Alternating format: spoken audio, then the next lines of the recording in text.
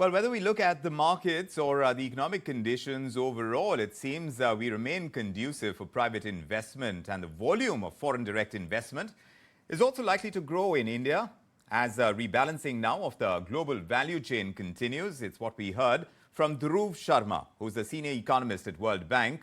The World Bank has released the latest India development update, and the World Bank is expecting India to sustain growth at 6.3% in FY24.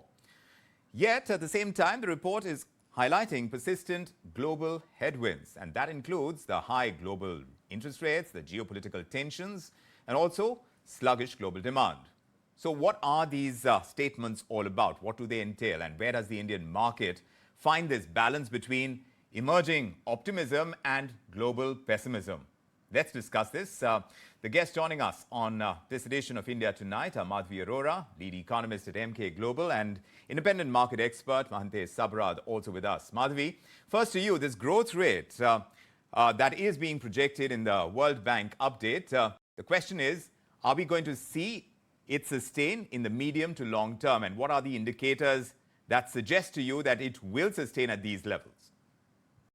So again, it's a long run story. If you're looking at, 6.5% to be sustained, that's not a very high growth rate, to be very honest.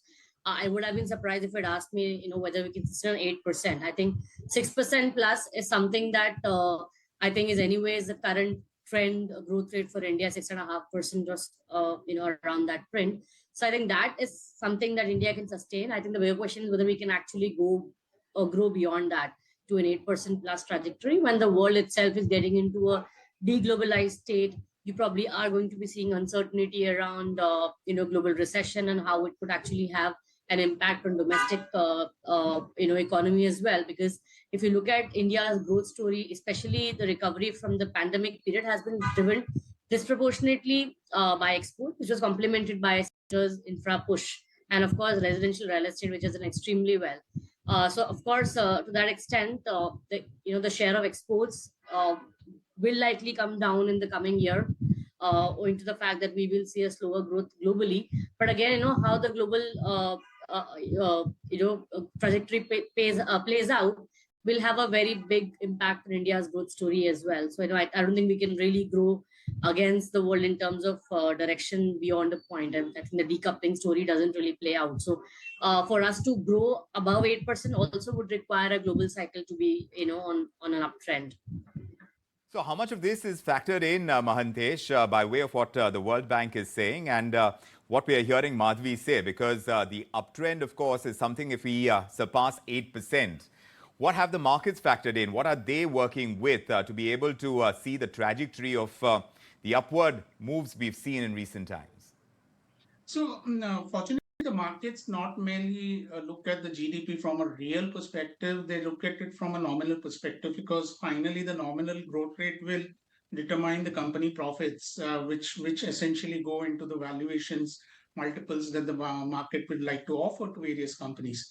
So having said that, obviously, when inflation levels tend to be higher, you will have the nominal GDP growth to be a bit more higher. But I must say, qualitatively, that is not sustainable, because what happens for corporate earnings is that while you may see a strong growth coming in due to a high nominal GDP growth in profits, you will not see a similar profit growth sustenance going ahead, because costs catch up pretty much fast and prices tend to drag a bit, so that the profit margin starts contracting.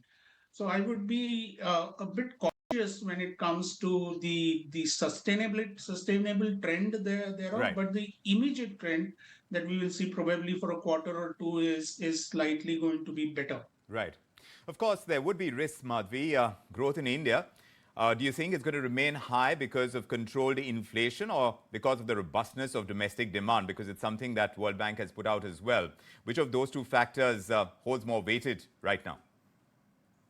I think the fact that the policymakers have been aware of the fact that India has sort of not really seen a private capex cycle over the last decade or so, and they need to do the heavy lifting, is what I think could start yielding results, in the coming years or so, wherein finally the private sector might start complementing the public sector in terms of infra investment, and that would be the turning point for me as far as the economy is concerned.